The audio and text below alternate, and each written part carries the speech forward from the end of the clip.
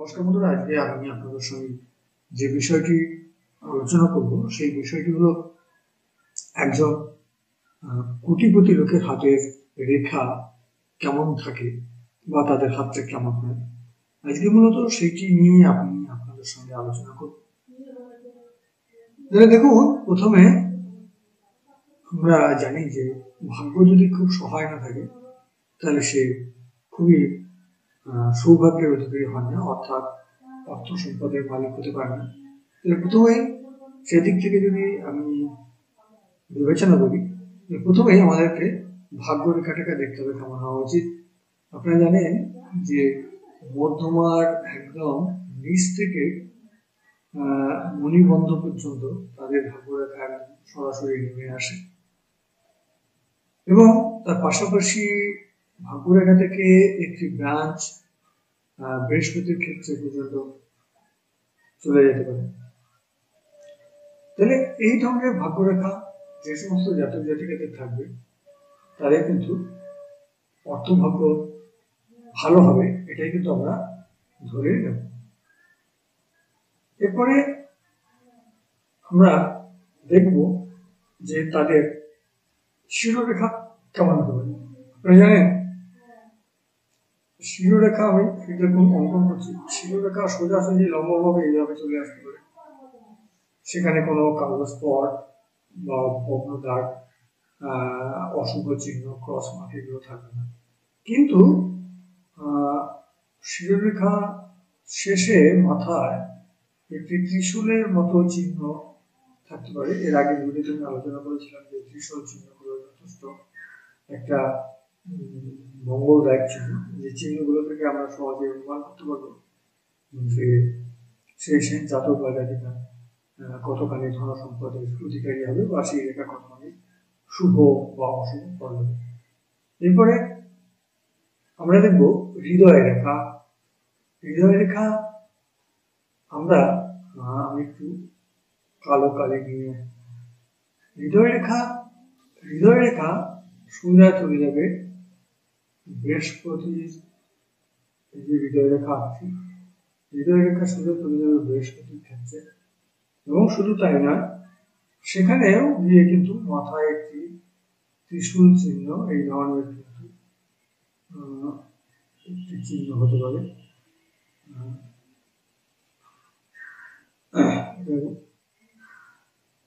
এটা ঠিক হলো না, ত্রিশূল চিহ্ন মানে ব্যাপারটা এইরকম হবে মাথাটা।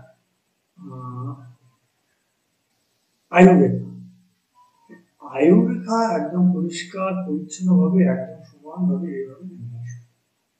তাহলে এই ধরনের পরিষ্কার পরিচ্ছন্ন রেখা যদি কারো হাতে থাকে, আমরা মোটামুটি ধরে নেব যে সেই জাতক বা জাতিকা যথেষ্ট অর্থ সম্পদের মালিকানা হবে বা তারা যথেষ্ট বিত্তশালী লোক হবে।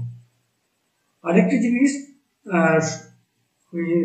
আপনাদেরকে বোঝাবার চেষ্টা করি, এটা একটু মুছে দিলে পরে আমার বোঝাতে সুবিধা হবে। এই যে হাত, প্রত্যেকটা হাতের এখানে আঙুলের মাথাতে মুদ্রা চিহ্ন থাকে।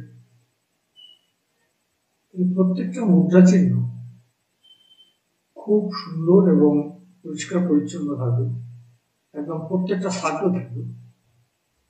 আমি পাশে এঁকে বুঝিয়ে দেওয়ার চেষ্টা করব। সার্কেল গুলো এরকম হবে, যেমন ধরুন একটা আঙুলের মাথায় এরকম একটা মুদ্রা চিহ্ন কি হয়, এরকম সার্কেল হয়, তার ভেতরে আবার একটা এরকম সার্কেল থাকে, এরকম অসংখ্য সার্কেল থাকবে এবং একদম এরকম থাকবে। এইরকম বা এইরকম কোনো চিহ্ন থাকবে, প্রত্যেকটা চিহ্ন এরকম গোল নিটল হবে। আমি হয়তো সেইভাবে আঁকতে পারছি না, একদম ভেতরেরটাও এরকম গোল থাকবে।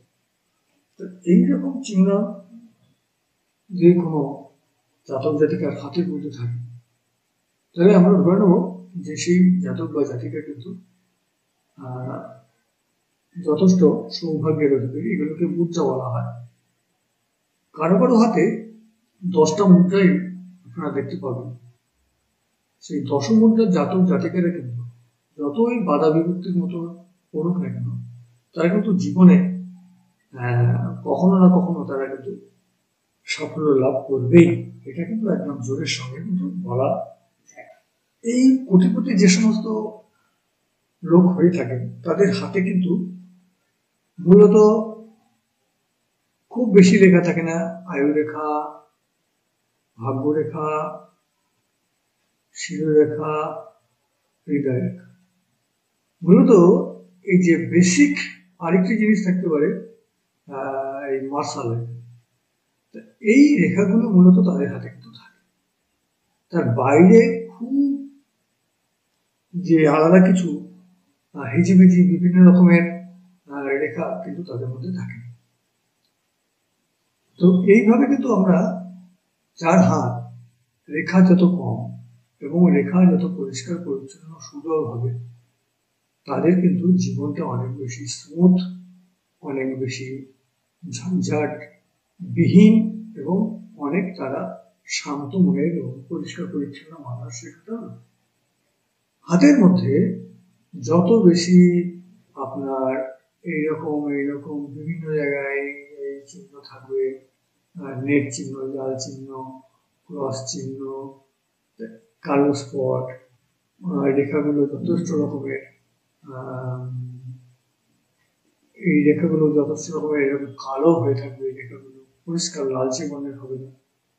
এই ধরনের রেখাগুলো যে সমস্ত জাতক জাতিকাদের হাতে সাধারণত থাকে, তারা রোগাক্রান্ত, দুশ্চিন্তাগ্রস্ত, মানসিক টেনশন কিন্তু তাদের মধ্যে থেকেই থাকে। এইভাবে কিন্তু আমরা সাধারণত কোটিপতি লোকেদের বা ভালো মানুষ যারা হন, তাদের হাতের রেখা কিন্তু আমরা এভাবে বিচার করব। তাহলে আজকে আমরা কি দেখলাম যে হাতের রেখা একজন কোটিপতি বা অর্থ সম্পদে প্রাচুর্যপূর্ণ লোকের হাতে তাদের রেখা খুবই কম হয় এবং তাদের হাতের রেখায় কিন্তু নেগেটিভ চিহ্নগুলো কিন্তু খুব কম থাকে, অশুভ চিহ্নগুলো কম। মুদ্রা, তাদের মুদ্রার সংখ্যা বেশি ভালো থাকে। হাতের মধ্যে যে বাহুগুলো থাকে, বাহুগুলো সুউচ্চ থাকে, আঙুলগুলো একদম নিটোল হয়ে থাকে। হ্যাঁ, এই প্রসঙ্গে আমি আপনাদের একটা দেখাই। যেমন হাতের আঙুলগুলো দেখবেন অনেকটা এরকম মোচার মতো হয়ে থাকে। একটু এঁকে দেখায়, একদম মানে গাঁট কম থাকবে। এই যে এই অঞ্চলগুলোতে মানে সুন্দর থাকবে, এরকম মোচার মতো থাকবে। গাঁট অনেকে দেখবেন এই জায়গাটা একটু সরু হয়ে থাকছে, এখানে একটা গাঁট তৈরি হচ্ছে। তো এই ধরনের গাঁট কিন্তু তাদের হাতে থাকবে না। তাদের হাত থাকবে অনেক বেশি সুন্দর এবং হাতের বাস্তবসম্মত হাত কিন্তু তাদের থাকে। কল্পনা বা আবেগ থাকলেও বাস্তবতার প্রতি কিন্তু তারা যথেষ্ট রকমের নির্ভর হয়ে থাকে। একজন বিত্তশালীর হাত কেমন হতে পারে বা একজন সুস্বাস্থ্যের অধিকারী মানুষের হাত কেমন হতে পারে, সেটা নিয়ে আলোচনা করা গেল। আজকে এখানে রাখছি। আপনারা সবাই ভালো থাকবেন।